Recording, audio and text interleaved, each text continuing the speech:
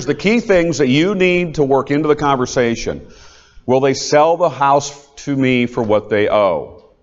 Now, if John said, well, we've lived here 20 years, he has probably $100,000 in equity. Why would I say that? I wouldn't say that. I would never say to somebody who's lived or owned a property for 20 years or any length of substantial time, would you sell it to me for what you owe? I'm just going to insult him. Right?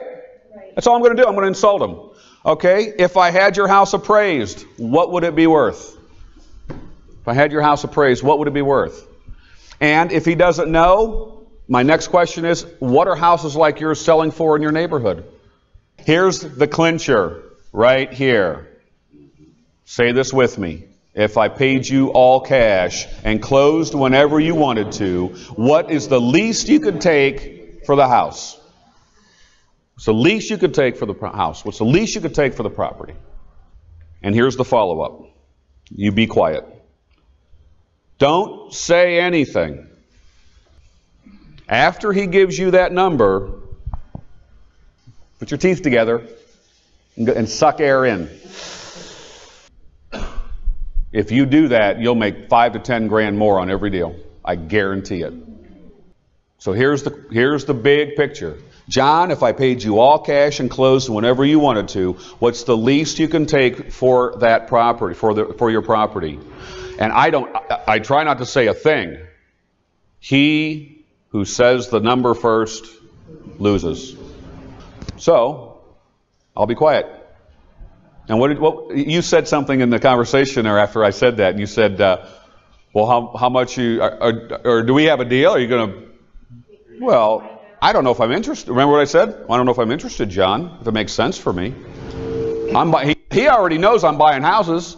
He already knows I'm buying a couple of houses a month, whether it's his or somebody else's. See the posturing there?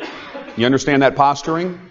That's very important in negotiating. So I want to be able to him understand that he needs me, I don't need him. That's the posture.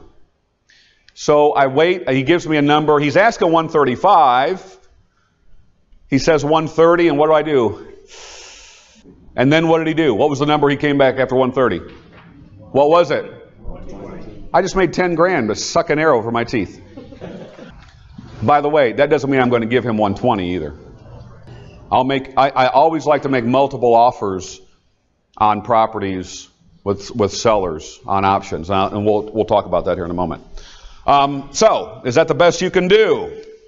And then I said, so if I hear you right, if I give you $120,000 on contract, we might have a deal. Right? That was my follow-up, wasn't it? The other question is, if I hear you right, if I give you blank for the house, we have a deal. Or if you don't get X amount for the house, we don't have a deal. You can say it either way. So if I hear you right, if I gave you $120,000 and some moving money out of that, we might have a deal. Is that right, John? And he said, yeah. But I also let him know I need to come out and take a look at the property, make sure it makes sense for me, and that I'm interested.